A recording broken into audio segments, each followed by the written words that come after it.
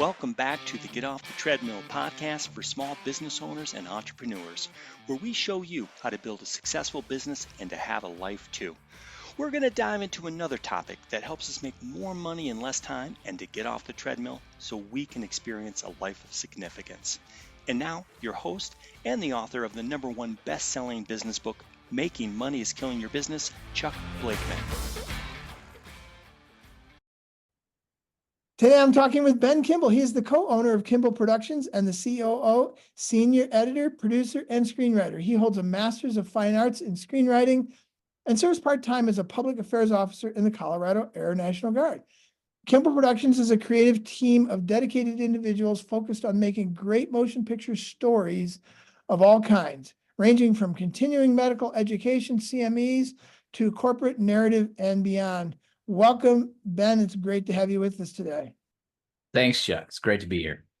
Well, I'm excited about this topic. Today, we're going to talk about the power of intention, and we're going to contrast that with the random hope strategy of business. So I would love for you to just start with where you were before I know part of your story here today is going to be that you found our book, Making Money is Killing Your Business, and got involved with what we were doing. So let's go back to before that and what was your intention? How did you run your business before you got some of these wild ideas that we throw out there? Yeah, that's a great question. So my dad and I own the business, and we started this business in 2006. And at that point, we hoped we could pay our mortgages. That was kind of the basic approach to this. We hoped that we could put food on the table and make it through the month. And really, for the first probably 13 years in business, it was we squeaked by some months. We did better other months, but it was just the two of us for many years. And when we found the book, Making Money is Killing Your Business, and we're turned on to 3 to 5 Club, it was the first time I think that we were introduced to the concept that intention makes it more possible to attain things than hoping for them. And people hear me say this like almost every time I open my mouth, because it's one of the things that came to me. I think I haven't found it anywhere else on the internet, so I might have actually made it up, but I'm always suspicious of that. But I say to myself all the time, you get what you intend, not what you hope for. And I spent a lot of my life hoping for stuff. Wouldn't it be nice if someday I'm going to? I sure hope that.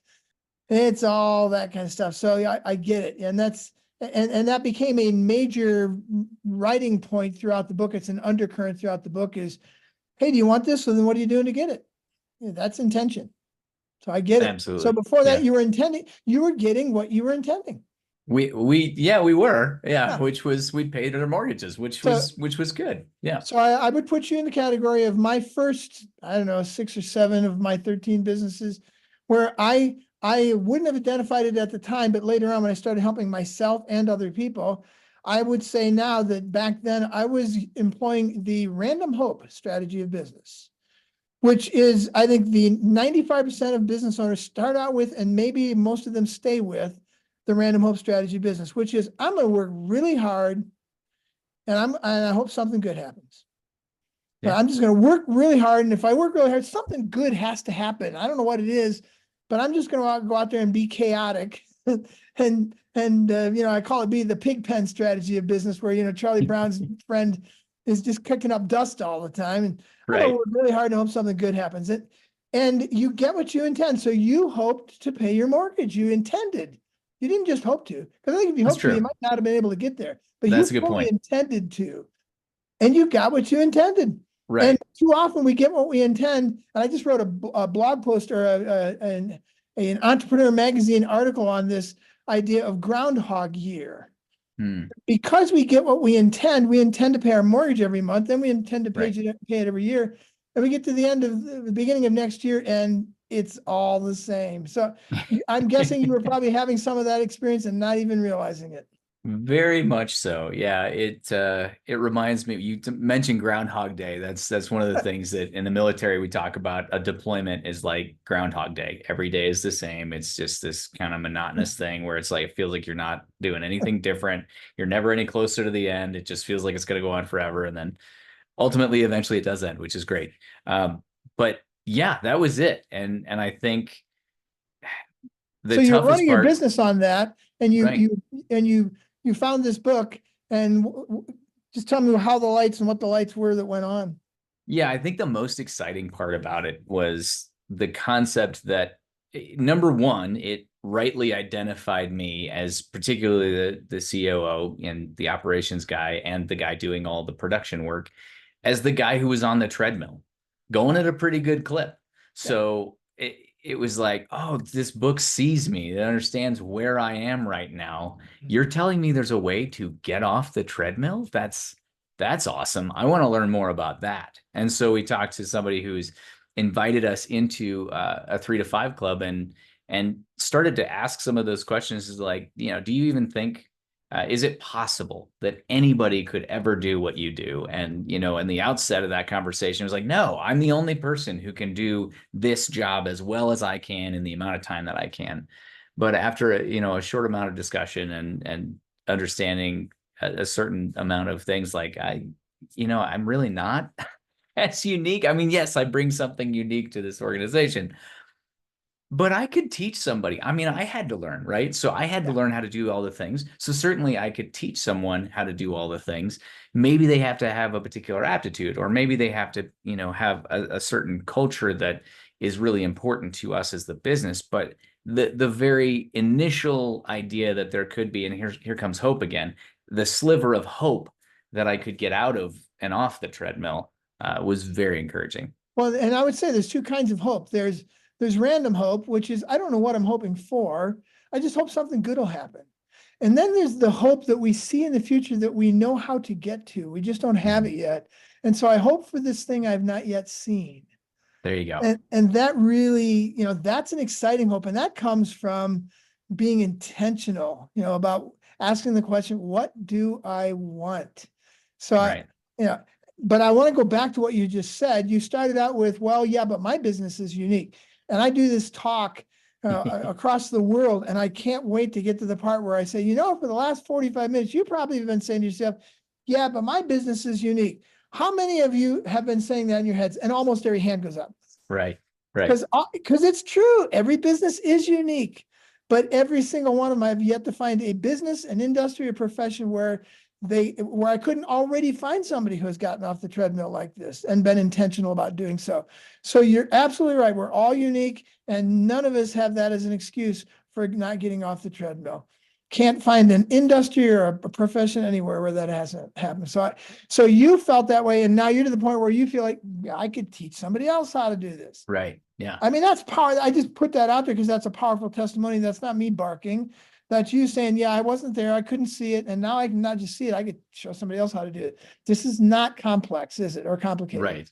No, but it does take a mindset. It's a great point. You mentioned something, and I want to explore that a little bit. You said, yeah, there's something that you got to be at a place. In one way, I call it coming to the end of myself. Sure. I have to come to where I look at this book or look at this idea and say, yeah, but I really don't like working 5+ days a week. And knowing that if I stop, the business stops too. That's the part that kills me. Okay, I can work 5 days, but if I go on vacation, business stops.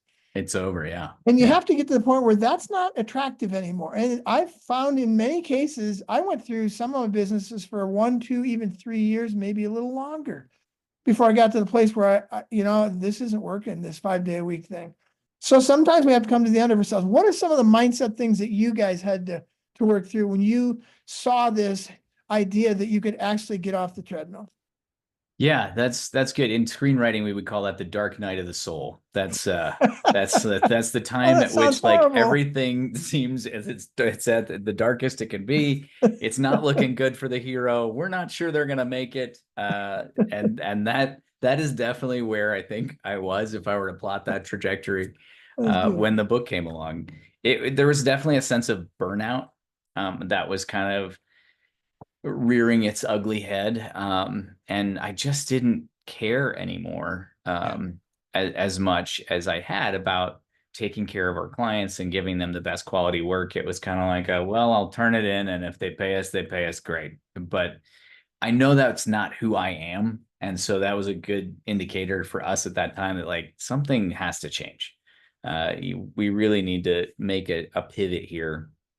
And it was frustrating too for my dad and business partner to have this desire to do more and connect with more clients and serve more people, but his only bandwidth, me, was all tapped out and getting crankier by the minute. So his vision of where this thing could go, and he had run other businesses in the past that had multiple employees and that sort of thing, so he had a better, clearer vision of like, oh, this thing could be bigger, but we were kind of stuck at this We're always point. the bottleneck, aren't we? As the owners, we're always the bottleneck. Yes. Yeah, that's for sure. Nobody's as good. I call it a bad case of the nobodies. Nobody's as good. Nobody's go. as smart. Nobody's as motivated. Nobody's as educated. Nobody's as invested. Nobody.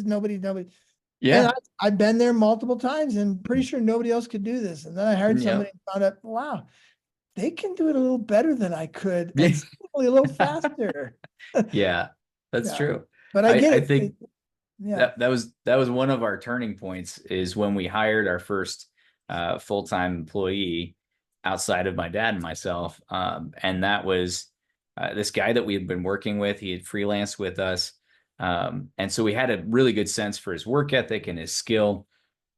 And we hired him, and then it was suddenly, it wasn't half as heavy. It was like a quarter of the weight. Like it was so much better almost instantly. That's beautiful. Which has a lot to do with hiring somebody who already had skill sets, right? It wasn't just a brand new person that I had to teach everything to, but yeah, I did still have to teach him, the way we do things. Okay, so we haven't rehearsed any of this stuff. So I'm just going to ask you this question. Yeah. After you hired that person and you've hired other people, looking back, 2020 hindsight, did you say you hired too quickly or too slowly? Did you get to that point where you finally hired somebody and you could have done that sooner, or no, I should have waited to do it till later, or did I? No, for sure. We waited too long to hire. Yeah. Anybody who's ever understood that question, I make it hard. I've never heard anybody say, oh, no, I should have waited another year to hire somebody. But I know for myself, it was like, oh, I don't know what I'm going to do. I'm going to have somebody whose life is. And then to your point, oh, wow, this is really great. So it was great. But that's intention too, isn't it? That's the power of intention. You wanted to get somewhere. So tell me a little bit more about that. We don't have a lot of time left, but I want you, what were you intending? Because that's the important part of this. You get what you intend. So what did you want when the light went on to get off the treadmill? You had to have a picture of it. I mean, I think the intention was, to borrow from your book, is to make more time.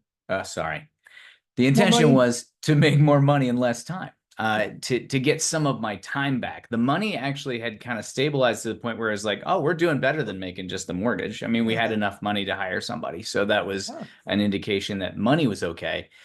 But like you said, it was, as soon as I step away from the business, the money needle goes down, and that wasn't sustainable. So bringing somebody else on to share the load, that was revolutionary for us. And so the intention was to get some of my time back. Good. And what wound up happening is, not only did I get some of my time back, we got a great, colleague, and we grew our company in a way that was suddenly going to be possible for me to step away and everything wouldn't fall apart. And obviously at first, not very long ago, but, over time, and then through the ebb and flow of our business, we hired more people. And at one point we were able to, neither my dad nor I were present on the day of a shoot. Our employees were there filming, and we weren't there with them, and the business was going along. So yeah, and that'll be the next 50 podcasts to figure out, well, how does that happen? I can say from my own experience, and you can chime in, this is simple, but it's not easy. Yes. It's hard in the sense that we've never done it before, and it's taken us in different directions, and that it's hard to have a shoot, for your example, or any kind of production go on where I'm not there supervising it, because I still am getting over that bad case of the nobodies. This doesn't happen overnight, but it doesn't take years and years and years. True. Yeah. And so it's kind of, it really goes back to the power of intention. You get what you want. And so I'll throw this up just because this is video as well as audio. These two slides here, and I'll share with people who aren't looking at it. The Random Hope Strategy of Business, we talked about the power of intention. You get what you intend, not what you hope for. The Random Hope Strategy was different. It had two intentions and one hope. Intention number one, I intend to work really hard. Who doesn't? Intention number two, I intend to make money, cover my mortgage. Who doesn't? And hope number one, I hope it all works out. We just and we think we're not in charge. This is why we do these things this way. I'm in charge of working really hard. And to some degree, I'm in charge of making some money, but I'm not in charge and I'm not in control of anything else that happens to me. BS, you get what you intend. And if you intend to get time, not just money, gee, what a surprise. You not only got time, but you got time and somebody that you can trust and weight off your shoulders. And you got a lot more than you intended, and that happens all the time. So you get what you intend, not what you hope for. And the idea behind it is just to use your business to build your ideal lifestyle. What if we used our business to get where we wanted to go? We'd never have to sell the business. Yeah, I think another quick point that I'd just like to make there is coupled with intention. You talk about it being, it's simple, not easy. There was a point at which I had to understand that I had permission to dream of a future lifestyle that did not involve me working, 60 hours, 80 hours a week. Had to have that in your head, in your mind, in your heart. Right. It was stuck in there, and that was a scary moment. Like, am I being selfish wanting this? Like, yeah. I ought to be working hard. I ought to be doing these things. And there's just a lot of head trash, I think is a phrase that you like to use, that was in there that kind of had to be, it was set to the side and go, all right, just painting a picture of the future, looking at, okay, what would it be great if it was like this? And then working back from that and going, all right, I think that's reasonable. I mean, for me, it wasn't a yacht. And, not that I'm dissing yachts. Right. But somebody else might want that. And it wasn't right. It was not a yacht for me. It was, the freedom to have some more time than I currently had, to spend that time with my family, and to have money and resources that I didn't feel I was a month or two away from missing a payment on anything. And that's great. And that was a big shift for us too. Yeah, well, I think the summary here is, in order to get off the treadmill, we have to stop the Random Hope Strategy of Business and figure out what we actually want. Stephen Covey, start with the end in mind. What do I want a year, 2 years, 5 years from now? And then walk backwards, like you said, work backwards and say, well, what can I do today to make that happen? One day at a time. And we do get what we intend. And so it's great to hear your story of how you're getting what you intend, and we'll just keep growing and saying, what else do we want to get out of this? And let's make it happen. Appreciate having you on the show. It was a pleasure being here. Thanks, Chuck. Thank you. That wraps up another episode of the Get Off the Treadmill podcast. If you found this podcast helpful, please subscribe and hit the like button to ensure you are receiving the latest tools you need to grow your business and to get off the treadmill. If you want more information on the 3 to 5 Club, the Crankset Group, or to book Chuck as a business advisor, speaker, or workshop leader, you can contact us at grow@cranksetgroup.com. Until next time, have a great week.